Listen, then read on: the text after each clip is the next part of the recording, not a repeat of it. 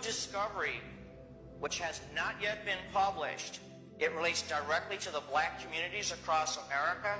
After here, I'm going to Bimini. As she said, I'm also going to speak at the Washita Conference again in Louisiana about this.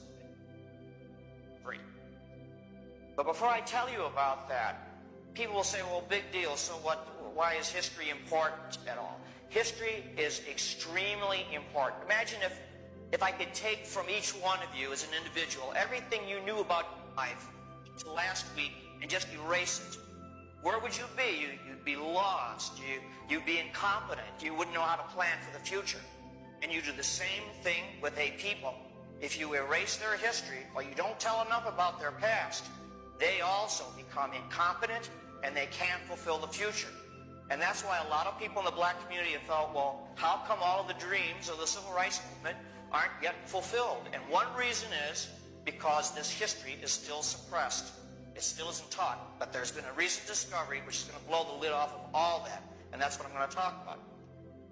Now, basically, what science has now found, although this is suppressed for the most part, there have been some great researchers. You have some wonderful books like by Ivan van Sertima, who's talking about these things. This is not taught in your public schools, although it will be. The history that the children are learning today is not going to be history that's going to be taught in the next 25 years. It's going to be radically different. We now know for a fact that long before Columbus, there were 4 major migrations of blacks to the Americas, different parts of the Americas, for totally different reasons, totally separated from each other by many centuries. But nonetheless, there were these black, you can call them migrations, but they were not in China. I'll describe it. You can make up your own mind what they were. The most recent of these took place about 400 years before Columbus was even born, and it's all outlined in a marvelous book over there. It's called The Golden Trade of the Moors. And it is now known that the West African Kingdom of Mali had huge fleets of merchant vessels, and that these kings, these black kings of West Africa, began sailing across the Atlantic to Mexico as early as 900 AD. Now, why did they do that? They did that for trade, not for conquest or invasion. They did this for trade. Mali was very wealthy in gold. They had lots of minerals. Some of the black kingdoms, they were called the Yoruba or the Benin. They were great workers in bronze. But the trouble with West Africa, and it's still a trouble today, not enough food, famine. Somehow, the black kings of Mali had preserved this tradition long before, where there was this kingdom across the sea, a totally different one. It was very hard to reach. You needed to have excellent ships and good sailors, and nobody in Europe was doing it at this time. But if you cross that sea, this other kingdom across the Atlantic was very rich in a certain kind of food, which the people over there called maize. We now call corn. And these West African kings launched at least 2 major fleet trading ventures that went across the Atlantic 900 AD to about 1600 AD. And they brought over their bronze work, and they taught the Mexican people, the ancient Mexican people, who were then known as the Mayas.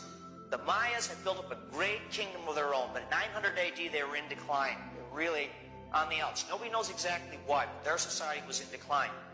They were losing all their technology. Then these black fleets came across from West Africa, from Mali, and they presented a lot of gold work, bronze work, and in return, they came back with shiploads of corn, maize. Now, we know for sure that this actually happened because very recently, you'll see in the next issue of our magazine, not this issue, the next issue is coming out in about 2 weeks. This is part of it. The discoveries are happening so fast and furious, it's hard to keep track. They now have found that a certain type of maize or corn, which is growing in West Africa, has been growing there for many centuries, is not native to West Africa. It is a type of corn which comes from Mexico. Could have only been brought over by these Mali seafarers over 1,000 years ago. So this is the first concrete proof that they beat Columbus by centuries. And we're not just on a voyage of exploration. They were going back and forth bringing corn back. Now, why do we know about that? Well, this trade stopped abruptly 1600 AD. 1600 AD, the Spanish, the Portuguese run a real aggressive colonizing campaign, and they took over Africa, and they destroyed a lot of these kingdoms. And with the destruction of these kingdoms went all the knowledge and all the history of these past trades. This is a tremendous lesson for us because, you know, we're so proud of our American civilization. We think it'll go on forever. But when a civilization falls, history tells us it takes almost all memory of it with it. Civilization is really very fragile. And that's why these lessons from the past are very, very important. If we want to preserve our civilization, we have to learn what happened to these others that crashed. So we know for sure between 900 and 1600 AD, long before Columbus was even born, as I say, these blacks were trading, these black kingdoms were trading with Mexico. I have to refer to my notes just because this is new to me as well. There's also traditions in Mexico, ancient Mexico, of these black kings coming. And one of them was called, by the Mayas, if I pronounce this right, Ecchiua, which means the black calabash or the black gourd.